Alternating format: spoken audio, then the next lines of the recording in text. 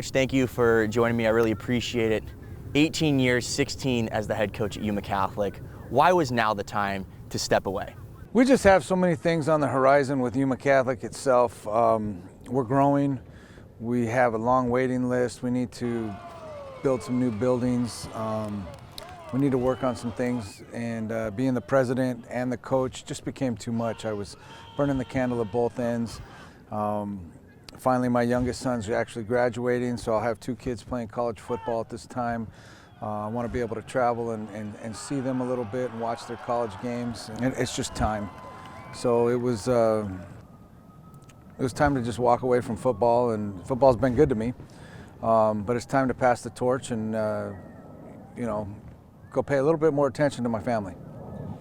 3 state championships, numerous state title game appearances, but when you look back at all this time at Yuma Catholic, what can you say that you're most proud of?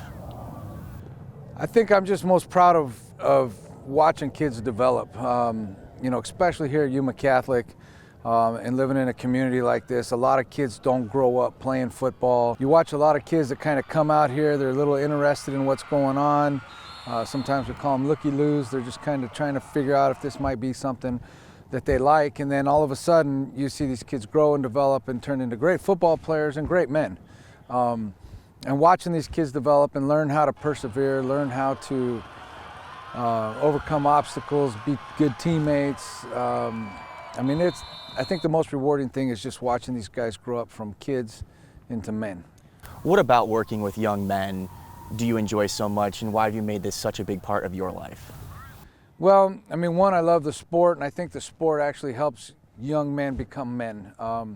We can facilitate things that you can't facilitate in the classroom, and I think a lot of parents nowadays kind of rely on teams like ours to help grow and help mold these kids into being young men. We're in a society now where it's not the norm to really work hard. It's not the norm to push yourself. It's not the norm to get out of your comfort zone. And by being able to take kids out of their comfort zone and show them what they can do, and when you see it click and when you see the confidence grow and you see all of a sudden, hey, I can do this, it's the most rewarding thing there is. And then on top of it, you get to compete, and there's nothing better than competing. I don't care what we're doing, we want to compete and we want to win. 2 of those young men that you got to coach and develop were your sons, Rocky and Richard. Richard, the all-time leading passer in the state of Arizona. Rocky was the Defensive Player of the Year this year. What was that like to be able to coach your sons each and every day? It's amazing. It's a blessing. It's a great opportunity. Sometimes maybe I did it the wrong way because I was very hard on them. Sometimes I don't know if I stopped to smell the roses enough and enjoy it like I should. But it's an opportunity to spend more time with my kids. It was an opportunity to be part of their maturing process as far as taking them out of their comfort zone, watching them develop, watching them gain confidence. I think a lot of fathers enjoy the process of watching the games and seeing their kids mold into good football players, but they have to do it from the bleachers, and I got that front row seat to it. Your oldest son, Isaac, is a constant on the Yuma Catholic sideline. You can always see him running up and down, fetching balls. What was it like to have him on the sideline right there with you guys every game? Well, it's great for him. It's his time to blow off steam. It's his opportunity to feel like he belongs. Being a special kid that, has special needs, he gets the opportunity to feel a part of something. It's as close as he's ever going to get to being able to do the things that the regular kids are doing. And it's great that the kids always, brought him into the fold and treated him like one of their own. And, and I know even with the new coach, he likes Isaac and wants him to be around as well. And it's important for him to, be able to participate in any manner that he can. During your time here, 3 state championships, starting the first one in 2011. What was that feeling like to finally get over the hump and hoist the ultimate goal in the sport? Yeah, it took us on year 5 of being in the program to finally get that state championship. Obviously it's the holy grail for a football coach to get one of those. And it's a feeling that you can't really describe. And it took a while for it to sink in because, immediately we got focused on, okay, how do we do this again? Because you have to have that mindset if you're going to be successful. See what it meant to the community to be at that game, you're coaching in it and you see what it means to the kids, but we really started to see what it meant to the community by the people that showed up. Obviously lots of success, but is there some point in time or a certain hurdle or piece of adversity for you personally that you had to overcome that really shaped you as a man? I think the biggest one, was in 2014 when we won the third state championship. Had heart surgery, open heart surgery that season. Missed 1 week of practice and was on the sideline, and we coached those kids to an undefeated season. And it was one of those opportunities where you got to show the kids and practice what you preach, and they could really see it, because we always talk to them about, okay, there's a difference between being hurt and injured. If you're hurt, you can still play. If you're injured, then you can't. And that toughness of, okay, hey, we got to finish what we started, and here it is. I'm a week out of heart surgery, and it's like, hey, well, I'm back on the field. Let's go. And they got to see that we still have to. We're telling the kids they got to put in the time. We're telling the kids you can't miss practice. And then here it is. Now I've had this huge obstacle, and it's not a reason not to be here. And we're going to find a way, and we're going to find a way to win, and we're going to find a way to, and we did. You kind of coach at an old school type way. Do you think that that's something that is lost not only in football and sports, but also in today's society? 100%. The way I coach is definitely, I think John Blabe always calls me the last of the dinosaurs. I do coach with, I call it a sense of urgency. Because nobody gives you guys a chance.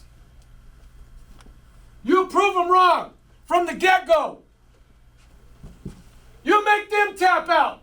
So yeah, I'm a hard coach. But here's the question. I always tell our kids, if you haven't accomplished something in practice, how can you accomplish it on the field? I can't get you on a Friday night to learn how to overcome adversity. I can't get you on Friday night to dig deep into and pull something out of you that you don't know you have. So when we get on that field, that practice field, I got to dig that out of you now. I've got to teach you that there's more to you than what you think. I've got to get you to say, hey, I can dig in here and I can finish a task and I can do something when I'm completely 100% out of my comfort level. And that's why I coach that way, and it works. Now that you're stepping away from football, what are you most excited for going forward now that you have a lot more free time on your hands? Well, really two things. I'm really excited about having some of the weekends back that I've never had for pretty much 30 years now. So I'm excited to have some of those weekends back to where I can spend time with my family, and like I said, go see my kids play in college and things like that. Vernon Smith is going to be taking over the reins of this program going forward. Why was he the guy that you guys felt is the right man for the job? I chose Vernon because Vernon has that sense of urgency. Being a person in the college ranks for the last several years, I think it's the last 15 years roughly. Vernon has that sense of urgency. He will coach the school. He'll coach these kids like college kids. He'll be tough on them in practice. He'll uphold our traditions. He'll stay true to our culture, because culture is huge. It's how you win. You have to build the right type of culture. And Vernon's on board with that. Vernon came down for a year, coached with us to make sure that he could really live up to that. And I wanted to see him too for that year and make sure that he was truly capable of doing it. And he gelled with us right away. And that's why Vernon got the call for us, and it was like, this is a no-brainer. He's gonna be able to do that. Back in 2016, you took 2 years off, then came back as the head coach of the program. How hard is it going to be now to be able to keep your hands off the reins of this team? I think it'll be easier now. The first time I became the principal, we brought in a new coach who was already on staff. But after 2 years, things weren't quite going the way we wanted, so we stepped back in, took the program back over. Now I'm older, more mature about it. I have more to do, more to look forward to with the kids being in college and things like that, that I think it'll be a little easier.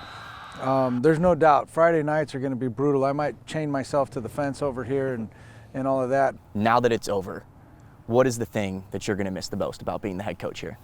It'll be the relationships with the kids, watching them develop, the relationships with the coaches. You spend so much time together breaking down film, practicing. I mean, we're together 7 days a week for several months all the time. And then pretty much year round. We're together 5 to 6 days a week doing things. So you build special bonds with each other. Well, Coach, I appreciate you sitting down with me and taking the time to talk. It's been an absolute honor being able to watch you coach and develop young men the last couple of years. I appreciate it.